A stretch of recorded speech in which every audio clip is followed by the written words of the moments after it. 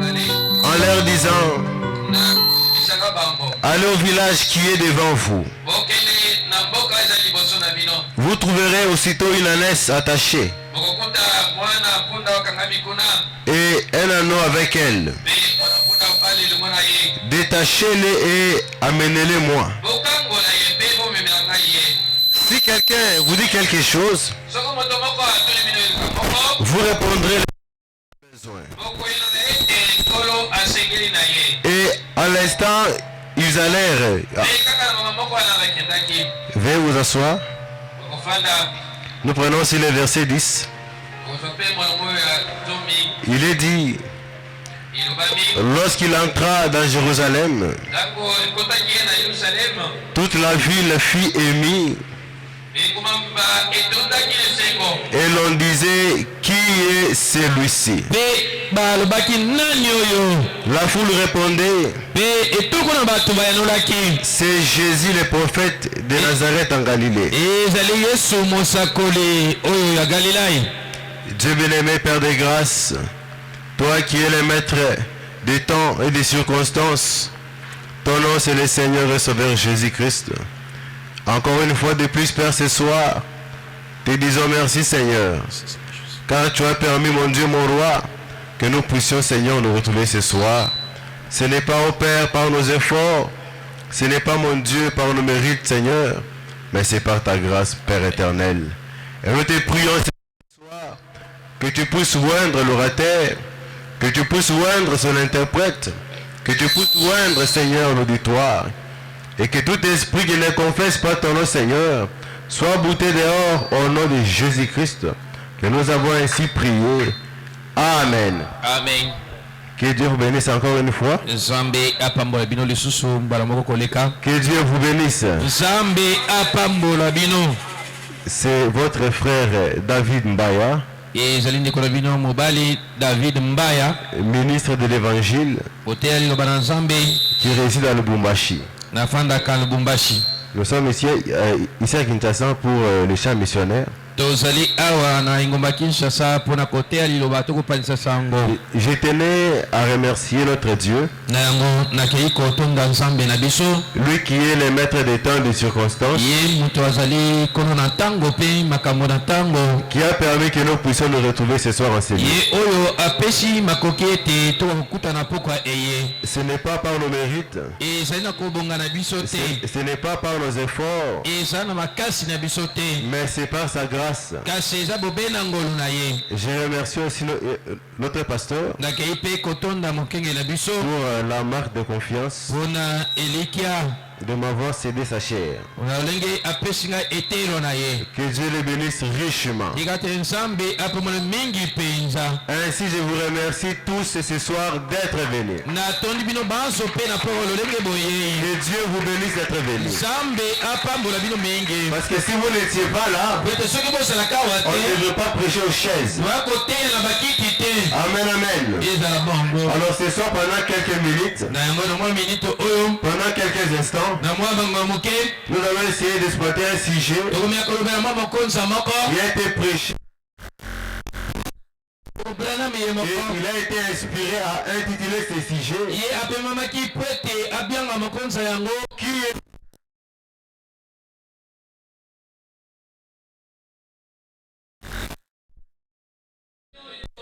Amen, amen. On a lu dans Matthieu. On nous parle de Jésus qui devrait entrer en Jérusalem sur le dos d'une ânesse. Amen, amen. Et frère madame dit, c'était pendant la période de la Pâque. Ils étaient en train de fêter la Pâque. Ils commémoraient la délivrance que Dieu les avait accordée. Dieu les avait libérés de l'Égypte. Et ils étaient en train de commémorer ça. Pendant qu'ils commémoraient la Pâque, il y avait une prophétie qui avait été donnée. Dans le prophète Zacharie, et le roi des Juifs devrait venir sur les dos d'une ânesse. Amen, amen. Amen. Et nous avons vu, et voyons ensemble que lorsque cette prophétie s'est accomplie, les scribes de l'époque, les pharisiens, les juifs qui attendaient le Messie, qui attendaient le roi, devraient venir. Et voyons ensemble que lorsque le Messie est venu, ils ne l'ont pas reconnu. La Bible dit ils étaient avec la prophétie qui s'accomplissait devant les esprits. Amen, amen.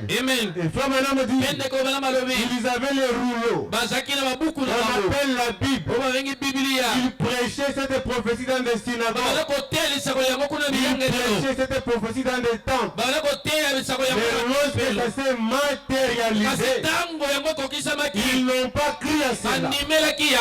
Amen, amen. Et les hommes meurent, mais les esprits restent. Et nous voyons que même aujourd'hui, les gens prêchent la Bible dans les églises. Mais lorsque cette Bible-là se matérialise, ils n'ont pas la foi pour le croire. Amen, amen. Prenons Frère Branham. Dans la prédication, quelle est l'attention sur la montagne? Paragraphe 48. Le saint prophète dit: mais qu'est-ce qui n'allait pas chez ces scribes? Qu'est-ce qui n'allait pas chez ces sacrificateurs? Qu'est-ce qui n'allait pas chez ces gens religieux? Ceci avait été écrit 487 ans avant que ça arrive, par un prophète confirmé. Ça faisait déjà partie des écrits. Et c'était appelé la Bible, le roi de l'Ancien Testament. Pourquoi? Il dit pourquoi? Est-ce qu'elle ne croit-il pas à cela? Frère Madame dit c'était la prophétie qui était en train de s'accomplir. Ils avaient cette prophétie dans des rouleaux. Mais pourquoi est-ce qu'ils ne parvenaient pas à croire? Amen, amen. Frère Madame dit c'est pour la même raison qu'ils ne peuvent pas le voir aujourd'hui. Ce qui faisait que ces gens, dans l'ancien temps, ce qui faisait que ces gens, à l'Est, ne pouvaient pas croire la prophétie. C'est pour la même raison qu'ils ne peuvent pas les voir aujourd'hui. Même aujourd'hui, les gens sont aveugles. Frère Madame dit ils avaient pris la parole de Dieu. Il dit ils avaient annulé le feu sur les gens. Ces gens-là, ils ont pris la parole de Dieu. Ils ont annulé le feu sur les gens en enseignant comme doctrine les traditions d'hommes. Amen, amen. Et ces gens-là, ils ont enlevé le feu de la parole au point que lorsque cette parole s'est matérialisée, ils n'ont pas s'y croire. Amen, amen. Ils ne savaient pas qui c'était. Quand Jésus vient, il y a toujours une agitation. Et quand Jésus entra à Jérusalem, il y avait l'agitation. Madame dit, le paragraphe 60. Les prédicateurs de l'époque, dans la prédication qui est celle-ci, Les prédicateurs de l'époque ont dû commenter cette agitation. Ils pensent que c'était à l'occasion de la fête de Pâques. Et se sont criés. Qui est celui-ci? Le prédicateur de l'époque. Et qui devrait présenter Christ aux gens. Et qui devrait savoir qui était Christ. Et qui devrait savoir qui était celui qui entrait à Jérusalem. Et qui devrait avoir la révélation de la prophétie. Mais lorsqu'ils ont vu Christ entrer, lorsqu'ils ont vu leur roi entrer, ils se sont criés. Qui est celui-ci? Donc ils n'avaient pas la révélation. Donc madame dit en effet, l'heure était chargée. L'heure était chargée à la venue du Seigneur Jésus à Jérusalem. Il y avait des attentes dans l'air. On se serait attendu à ce que les enseignants le sachent. On dit, on se serait attendu à ce que le souverain sacrificateur le sache. On se serait attendu à ce que les autres sacrificateurs le sachent. Amen, amen. On dit que les sacrificateurs, les enseignants, ce sont eux qui devraient savoir qui il était. Mais fort malheureusement, ils ne savaient pas qui il était. Amen, amen. Et si ce soir, toi aussi en venant au sérieux, tu te posais cette question pour savoir qui est celui-ci, qui est celui qui nous a visités. Il est la parole. Il est la parole. Il est l'invisible. Il est rendu visible. Il est Dieu dans la chair. Christ est mis dans la chair. À l'est. C'était pour ôter le péché. C'était pour nous laver. C'était pour nous libérer. Et lorsqu'il vient à l'ouest, pour nous détacher de l'organisation pentecôtiste, pour nous enlever les organisations, pour nous pointer la véritable expiation. Nous comprenons que la véritable expiation n'est pas à l'est, mais la véritable expiation c'est à l'ouest. Et quand les gens regardent, ils poussent un cri. Qui est celui-ci? La réponse, c'est le même Jésus. Accomplissant sa parole. C'est le même Dieu. Il est le même hier, aujourd'hui, éternellement. Dans le moindre détail, en dehors de son corps physique, il est le même. Doit te nommer ce soir. Il peut toucher quelqu'un. Il est le même. Ce soir, il peut te guérir. Il est le même. Ce soir, il peut te donner le désir de ton cœur. Car il est le même Dieu. Il ne change pas. Amen, amen. Je peux me rappeler les disciples qui étaient dans la barque alors que Jésus-Christ était avec eux. Pendant que Jésus-Christ dormait, il y a eu la tempête, il y a eu le vent. Les disciples se sont débrouillés à leur manière pour s'en sortir.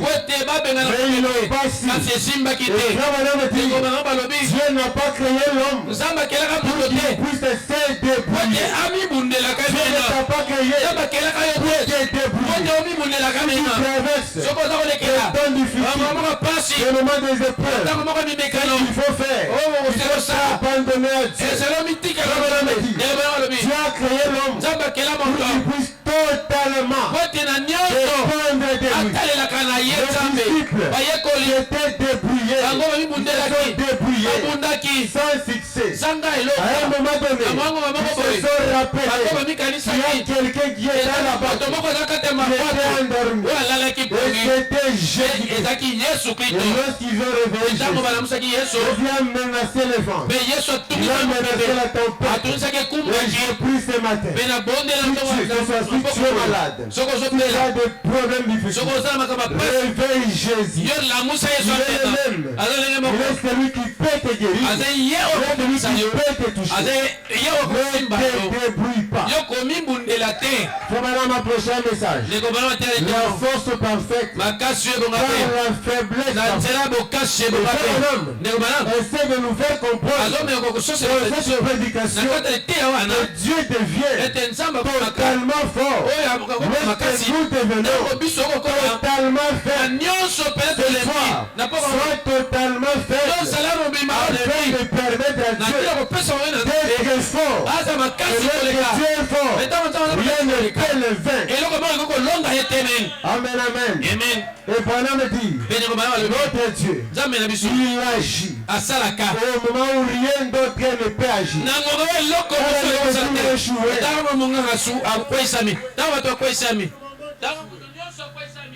Dieu, il agit à ces moments.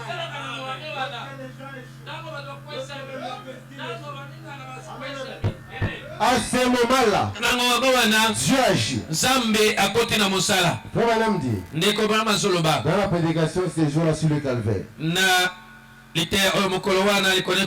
Le paragraphe 35. Amen. Mais tu agis au moment où rien d'autre ne peut agir. Yangwana bokeseni anzam asalaka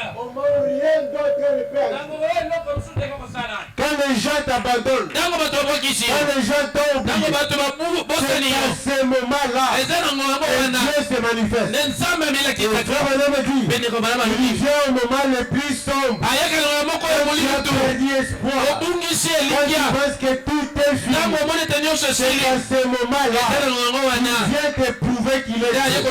Si ce soir, tu pensais que tout est fini, il est Dieu. Il peut changer l'histoire. Il est Dieu. Il peut te donner un témoignage. Frère Madame dit, nous avons appris, Seigneur, que si nous avons des rivières que nous ne pouvons traverser, que si nous avons des montagnes, franchissant, Dieu est spécialiste des choses que les autres ne peuvent pas faire. Tu as des rivières que tu ne peux pas traverser. Tu peux remplacer le mot rivière par ton problème, par ta difficulté. Si tu ne peux pas traverser cette difficulté-là, ce problème-là, le Dieu de Branham, c'est un spécialiste à l'œuvre. Amen, amen. Il est spécialiste des choses que les hommes ne peuvent pas faire. Il peut prendre ton problème et échanger un témoignage.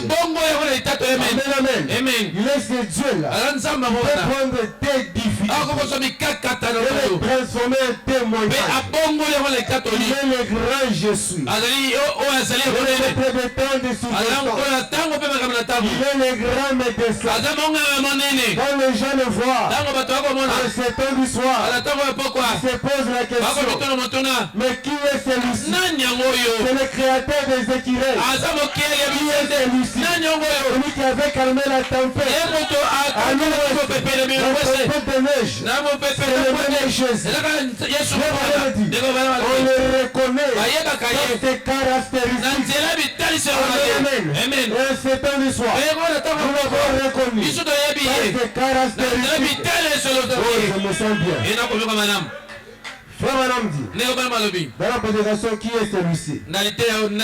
Paragraphe 75. Vous voyez, Dieu prend quelque chose qui n'a l'air de rien pour en faire quelque chose. C'est ce qui fait qu'il est Dieu. Ce qui fait qu'il est Dieu.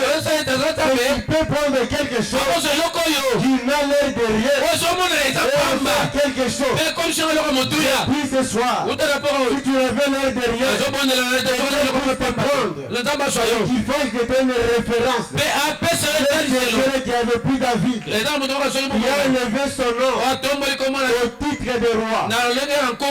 depuis Jacob, ce même Dieu-là peut prendre quelque chose qui n'a l'air de rien et en faire quelque chose. Frère Banam dit, dans la prédication, les cadeaux enveloppés de Dieu. Paragraphe 22. Mais vous savez, Dieu a une façon de faire. Il a sa propre façon de faire les choses. J'en suis si heureux. Voyez, il lui arrive de prendre des choses qui n'ont pas d'antécédents spirituels. Il dit, ou qui n'ont aucun antécédent du tout.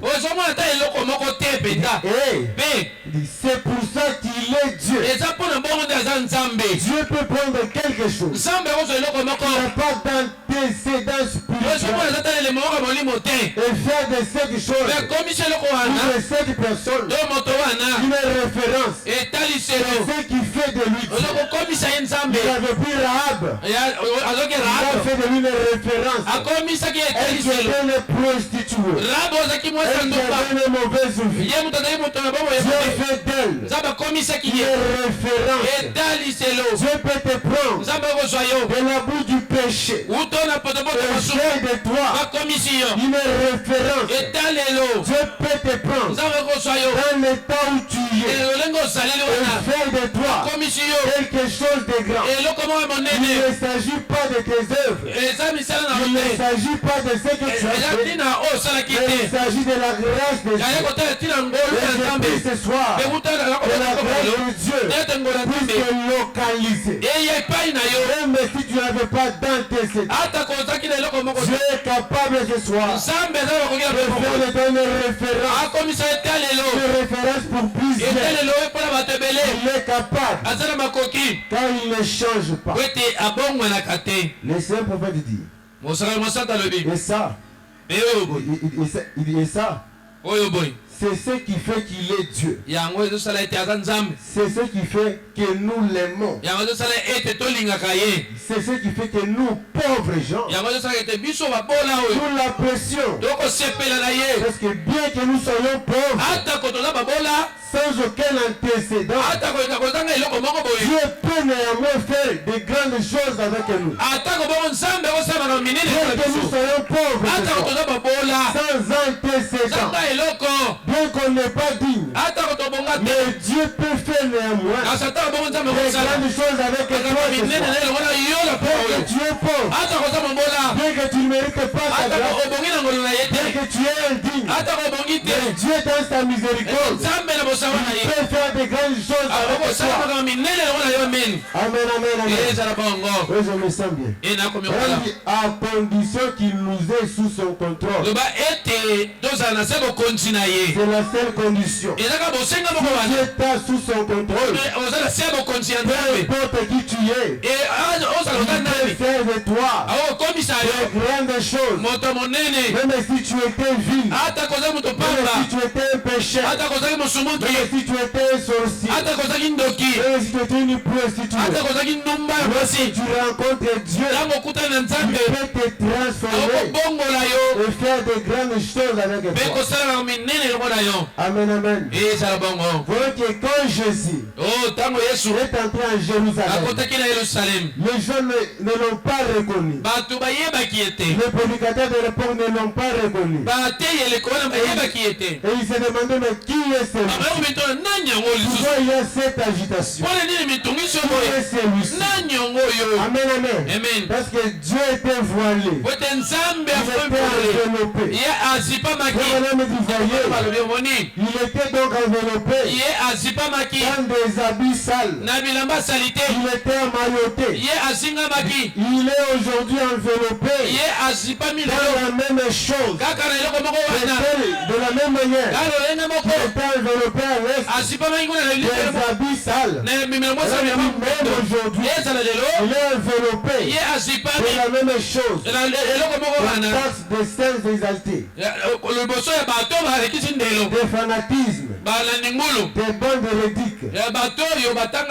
Cela est amailloté. Et le monde n'en veut pas. Lorsque Jésus était sur la terre, les pharisiens ont voulu l'attraper. Ils ont utilisé Judas. Et Judas leur a dit, la personne que je vais donner le baiser, c'est celui-là. Donc que même les pharisiens ne pouvaient pas distinguer qui était Jésus dans la foi. Parce qu'il ressemblait à tout le monde. C'est l'humilité de Dieu. Mais ce qui était en lui n'était pas dans tout le monde. Même quand tu es venu au temps du soir, il ressemblait à tout, sauf à un prédicateur. Il ressemblait à tout, sauf à Dieu dans la chair. Amen. Mais c'était le grand je suis. C'était Elohim qui nous a visés.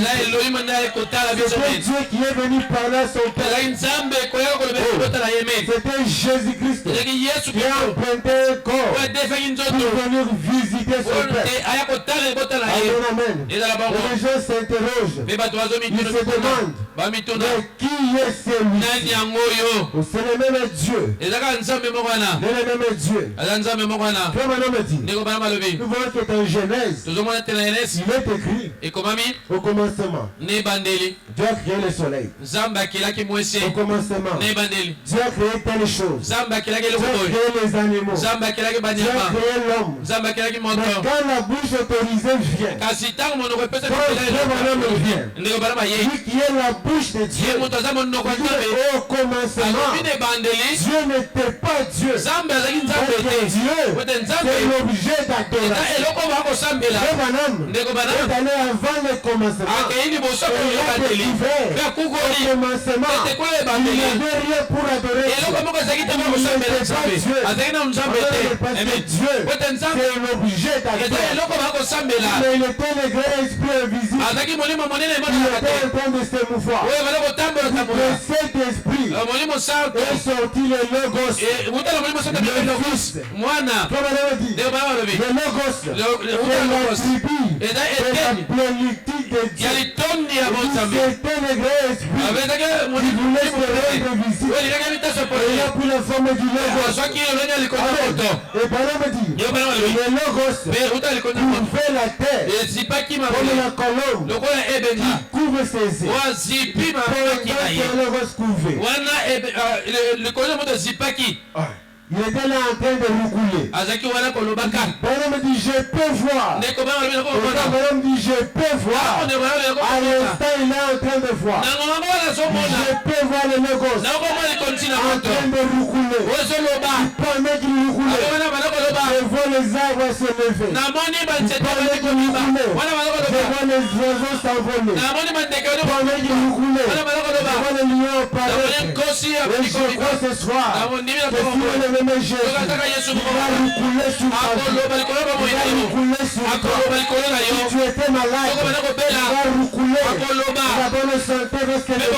Si tu n'as pas du travail, il va roucouler. Et le travail va se lever. Si tu avais des problèmes, il va roucouler. Et tu auras la solution.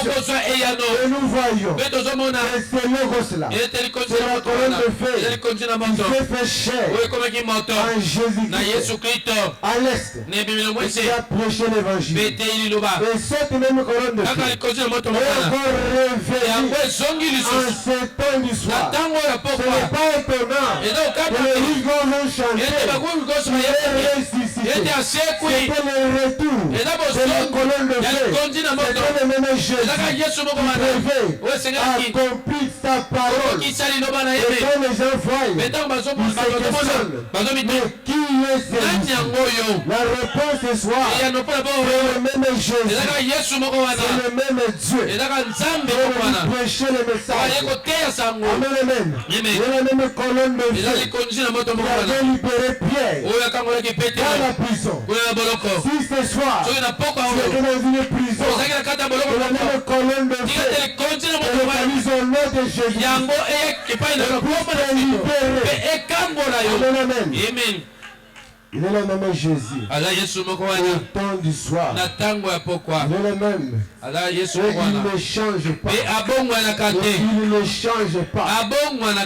Il est le même Jésus. Il avait libéré Lazare. Lazare était dans la tombe. Lazare était mort. Les gens avaient déjà perdu espoir. Les gens pensaient que c'est fini.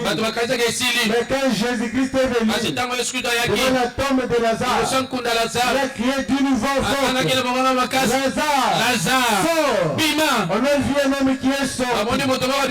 Pendé. La voix de Lazare, c'était le cri de commandement. C'était la voix de l'archange. Et la voix de l'archange, c'est le message en ce temps du soir. Et nous voyons le même Jésus en ce temps du soir. On l'avait appelé. Il y avait un homme qui gisait mort dans la morgue. Mais quand mon homme est arrivé, la grâce a reconnu Dieu dans la chair et elle s'est soumise. Et un homme qui était glacé, il était déjà mort. Je peux m'imaginer. Si au temps de Lazare, il y avait des morgues, Jésus devait trouver Lazare dans la morgue. Quand mon homme est arrivé, il a appelé cet homme. Cet homme est revenu à la vie. Je prie ce soir, si tu étais mort, si tes activités étaient mortes, que le même Jésus te visite ce soir et te donne la vie. Au nom de Jésus, et tout ce qui n'allait pas, tout allait au nom de Jésus. Le même Dieu vit encore aujourd'hui. Le même Dieu vit encore aujourd'hui. La politique a failli, alors que les hommes ont failli, alors que les églises ont failli. Mais Dieu peut tout. Et je prie pour ton cas, il ne puisse pas faillir. Il est le même Dieu, il ne puisse pas faillir. Et il puisse te visiter. Frère Balaam dit, eh bien, la présence du Seigneur Jésus-Christ, la présence du Seigneur Jésus-Christ est ici, ami, pour guérir, pour rétablir ceux qui sont ici, pour être guéris. La présence de Jésus-Christ est ici ce soir pour rétablir, pour guérir ceux qui ont besoin d'être guéris. Si tu as besoin d'être guéri, la présence de Jésus est ici ce soir pour te guérir. Tu as un problème, la présence de Jésus est ici pour te donner la solution. Frère Madame dit, dans la question-réponse, partie de paragraphe 1.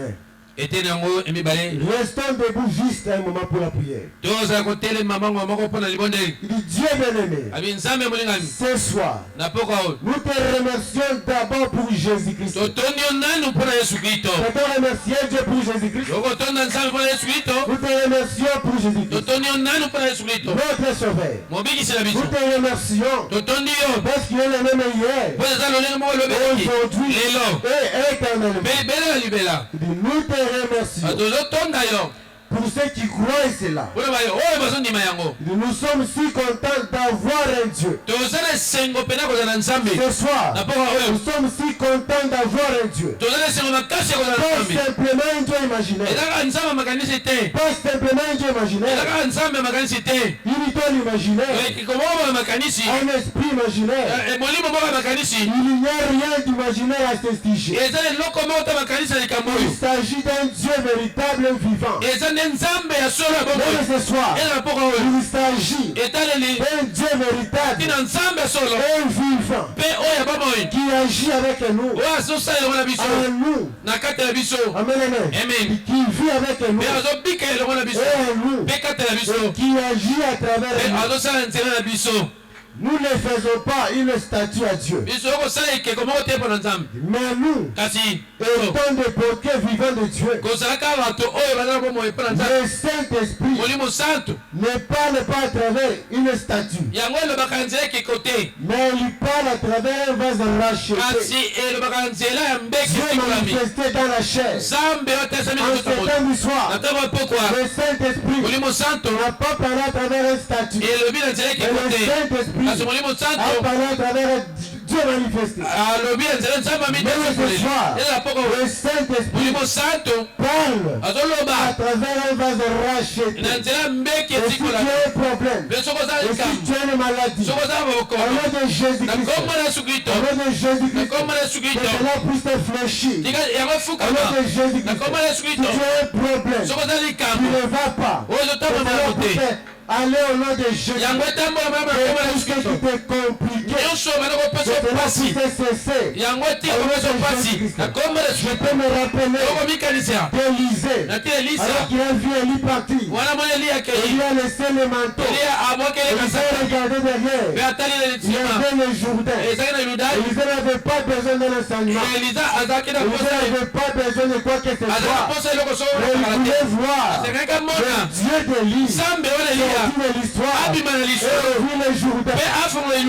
Amen. Même ce soir, Dieu est disposé. À la foi, je crois que le Dieu de Branham, le Dieu de Pasteur William, honorer ta foi en ouvrant ce Jourdain. Au nom de Jésus, puis ce Jourdain-là, c'était la maladie. Le Dieu de Branham, qui ouvrit ce Jourdain. Puis ce Jourdain, c'était le mariage. Le Dieu de Branham peut ouvrir. Puis ce Jourdain, c'était le chômage. Dieu est capable d'ouvrir ce Jourdain. Il a pris ce manteau. Il a pris ce manteau. Avant qu'il ait le plein de manteau, il a d'abord déchiré ce vêtement. Ce soir, déchire l'incrédulité. Enlève le raisonnement. Ne réfléchis pas. Prends seulement le manteau. Le manteau qui est le Saint-Esprit. Le manteau qui est le Saint-Esprit. Lorsque Élisée a pris ce manteau, il a frappé le Jourdain. Il a poussé et crié. Et où est le Dieu d'Élie? Il a vu le Jourdain s'ouvrir. Le Jourdain a reconnu l'autorité du manteau. J'ai pris ce soir que ton problème, que reconnaissent l'autorité de Dieu de Branham. Cela puisse te fléchir. Au nom de Jésus, le Dieu de Branham, c'est le Dieu qui fait la voie. Là où il y a des montagnes, là où il y a des barrières, où tu étais bloqué, et tu avais préparé le devant de Dieu. Le Dieu de Branham peut créer la voie. C'est lui. Dans la mer rouge. Amen. Et ce soir, il peut ouvrir la mer rouge. Et pendant que je parle, si tu as la foi, que la mer rouge de ta vie, au nom de Jésus, si tu as la foi, et le même Dieu, religion jusqu'à terre, peu importe ta maladie, puisse te guérir. En ce temps du soir, Dieu a utilisé sa puissance pour guérir une mère au poisson qui n'a pas d'âme. Dieu peut guérir un animal. Quand on dit le statut, ce soir, au nom de Jésus, et le Dieu de Branham puisse te guérir. Il a donné la vie à un petit poisson. Et ce soir, il peut te donner le Saint-Esprit.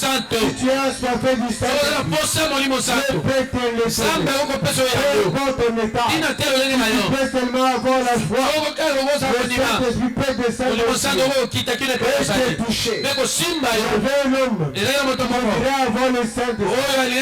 Il avait sillonné sans succès. Et lorsque cet cet homme devant Branham, Monsieur Branham, j'ai parlé en langue, je ne l'ai pas réussi. J'ai crié, je ne l'ai pas réussi. Je suis voulu pasteur, je ne l'ai pas réussi. Madame lui dit, au moment où tu as sorti ce bout de papier, ce qui était écrit, où passeras-tu ton éternité? À ce moment-là, tu avais reçu le Saint-Esprit. Même ce soir, en disant Amen, nous recevons le Saint-Esprit. Il ne change pas. Il ne change pas. Et il n'a jamais failli. Et je crois que même ce soir, il ne va pas faillir. Car il est le même Dieu. À chaque fois que tu essaies de progresser, sans comprendre, tu es toujours en arrière. Ça n'avance pas. Ce soir, Dieu peut te délivrer. Seigneur, au nom de Jésus-Christ. Dieu t'a créé pour dominer. Dieu t'a créé pour prospérer. Et depuis ce soir, tu puisses prospérer. Seigneur Jésus, Dieu a dit dans sa parole, je veux que tu puisses prospérer. À tout égard, qu'on prospère l'état de ton âme. Que l'état de ton âme puisse prospérer. Il faut commencer par croire. Dieu nous a visités en ce temps du soir. On est venu dans la chair. Les femmes avaient dit que le Saint-Esprit était lié. Dieu devrait revenir dans la chair humaine. De lier le Saint-Esprit. Dieu est revenu dans la chair humaine. De lier le Saint-Esprit. Que ce message ne peut pas devenir. Tous ceux qui te liaient, te liaient au nom de Jésus. Et que tous ceux qui n'allaient pas, vous allez au nom de Jésus. Car Dieu nous a visités en ce temps du soir. Et reconnaître cela, tu vas prospérer. Reconnaître cela, tu vas dominer. Reconnaître cela, que la paix dans ta maison. Les enfants d'Israël, lorsqu'ils ont réussi le temps de discernement, c'était presque le millénaire pourri. Il y avait la paix. On avait dit, parce que Dieu les a visités dans l'un d'entre eux, ils ont fait de lui un roi. Ce n'est pas étonnant que quand Branham était monté là-haut, on a dit là sur terre, il était un chef. Amen, amen, amen. Celui que Dieu nous a envoyé, c'est Dieu lui-même, changeant de masse, il a changé de masse. Dieu avait promis, dans ce temps du soir, il devrait enlever les masques, pour que nous puissions les voir, que nous puissions les voir. Moïse avait désiré les voir, mais il avait vu son dos. Job, cherchez là où il s'est trouvé, pour s'asseoir au communion avec lui. Et nous, ce temps du soir, nous l'avons vu, nous l'avons touché. Amen, amen. Nous l'avons vu aller à la chasse. Les gens se demandent, mais qui est celui? Ils n'ont pas la révélation. Mais nous, la semence peut décider. Nous voyons Dieu lui-même. Nous voyons Elohim. Dans la chair humaine. Nous voyons le même Jésus. Nous voyons celui qui avait tourné les doigts à Lazare, tourné les doigts à Abraham et discerné le pensée de Sarah. Même en ce temps du soir, il a tourné les doigts. Ça n'a jamais failli. Avant la révélation de Sarah, tu ne peux pas être perdu. La nouvelle naissance aujourd'hui, c'est reconnaître Christ personnifié en ce temps du soir. C'est ça la véritable expiation. Tu reconnais Christ personnifié en ce temps du soir. Et si tu le reconnais, au nom de Jésus, sois purifié, sois délivré, sois délivré. Reçois la nouvelle naissance.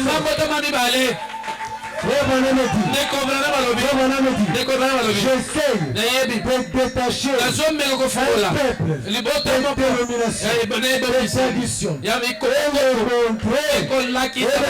il s'agit ici de Dieu avec la confirmation de la colonne de feu. Dieu me confirme que c'est prophète. Il s'agit de Dieu avec la confirmation de la colonne de feu.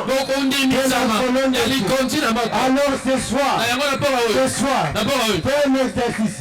Regarde Dieu et que tes péchés soient pardonnés. Regarde Dieu si les enfants nous aillent.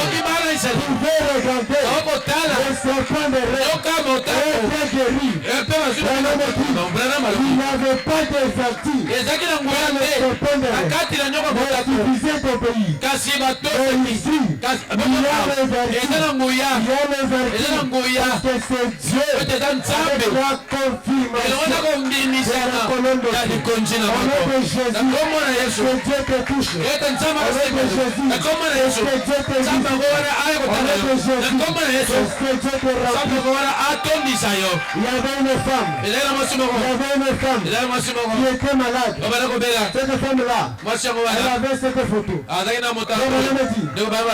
regardé la photo. Elle a dit, Frère Branham, j'ai regardé la photo. Et j'ai dit, il ne s'agit pas de Frère Branham. Il s'agit de Dieu lui-même.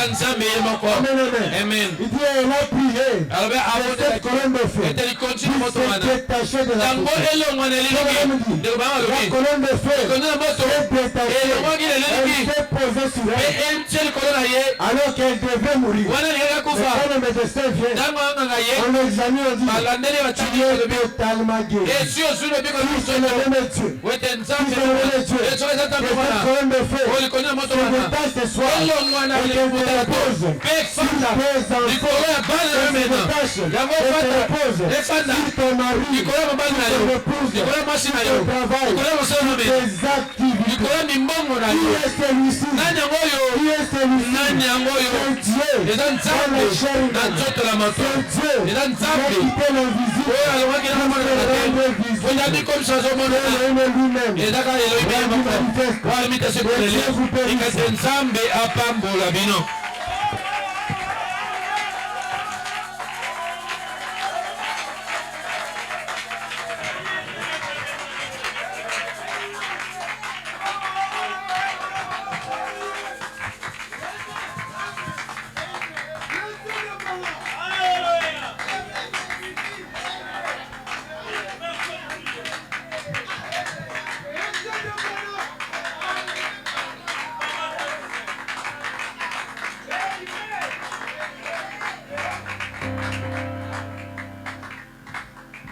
Est-ce que nous pouvons acclamer encore très fort?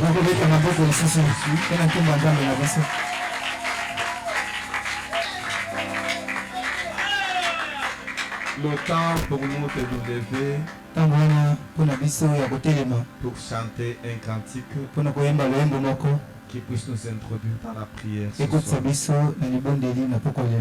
Il est le même Dieu qui a marché sur les rues de Galilée quand il est venu payer le prix du rachat.